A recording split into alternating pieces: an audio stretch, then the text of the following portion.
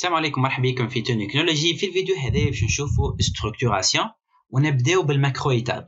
به فكره ستركتوراسيون كيما فكره لي فونكسيون بالضبط في البروغراماسيون.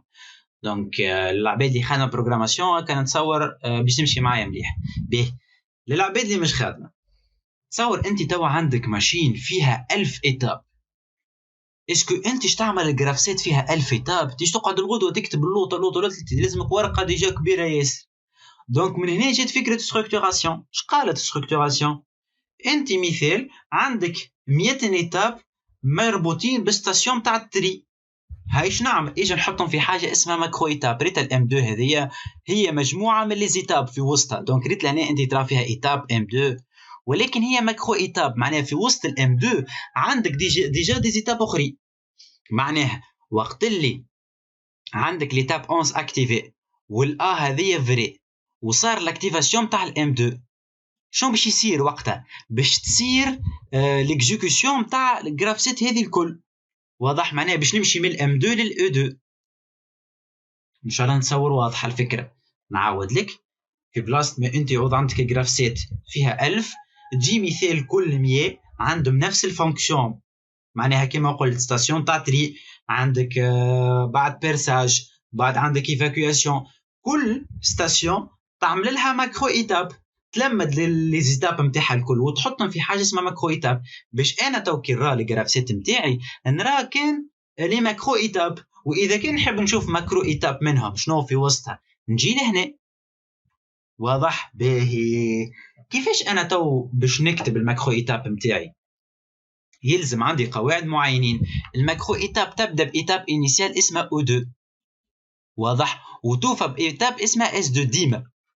بون مش 2 هذا راهو اسم للام، معناه اذا كان عندك ام 1 راكش تعمل او 1 و اس 1. واضح؟ دونك هذوما ستاندار ما يتبدلوش، الاو 2 والاس 2 ما يتبدلوش. اللي يتبدل هو في الوسط هذا لي زيتاب هذو. كما قلت انا راني نعاود الميساج نكررها. انت عباره عندك 1000 ايتاب باش تجي تقسم ال1000 هذوكم حسب لي فونكسيون تاعهم. فال1000 يولوا 100 50 70. دونك كل 150 70 باش نرمزوا لهم في الجرافسات الكبيره نتاعنا اللي باش ترمز لكل شيء بالماكرو ايتاب. واضح؟ عندي زاده طريقه اخرى نتاع ستركتوراسيون اللي هي ستركتوراسيون بارتاج. نرجع للماكرو ايتاب. انا لهنا في الماكرو ايتاب كيفاش نرمزوا؟ شنو نعملوا؟ الكاروم تاعنا عندنا خط اوريزونتال هكا وخط اوريزونتال هكا. دونك هذه كوتي معناها سانتاكس، وتكتب ما بيناتهم M1 M2 M3 M4 الى اخره. واضح؟ هذا بالنسبه للماكرو ايتاب. بالنسبه للتاش، التاش تعمل الكاروم تاعك ودو ليني كيما هكا. باهي فكره التاش شنو تفرق على فكره الماكرو ايتاب؟ التاش عباره عندك جرافسيت في وسط جرافسيت. معناها ريت الجرافسيت هذه فيها ليتاب انيسيال نتاعها عباره جرافسيت، مش كيما هذه عباره انت مشيت من الام 2 وقت اللي تصير الاكتيفاسيون تاع ام 2 تلقى روحك في الاو 2 وتبدا تخدم على روحك، توصل الاس 2 تخرج. هذه هي فكره الماكرو ايتاب. فكره التاش لا، كما تشوف انت الماكرو ايتاب ليكزيكسيون يصير لها مره برك تصير وقت اللي توصل ام 2 يصير ليكزيكسيون تكمل على روحك.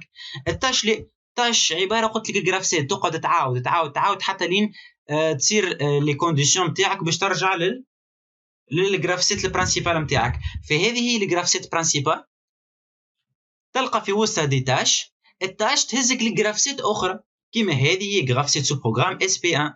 في وسطها كما قلت جرافسيت كامله معناها فيها ايتاب انيسيال فيها كل شيء. بالنسبه لليتاب دو سورتي، وقت اللي عندك الاكس 12 هذه هي ليتاب دو سورتي نتاعك. وقتاش تصير الديزاكتيفاسيون تاع التاش؟ وقت اللي يبدا عندك اكس 24، معناها كي تصير الديزاكتيفاسيون تاع الاكس 11 وقتها تصير الديزاكتيفاسيون تاع التاش.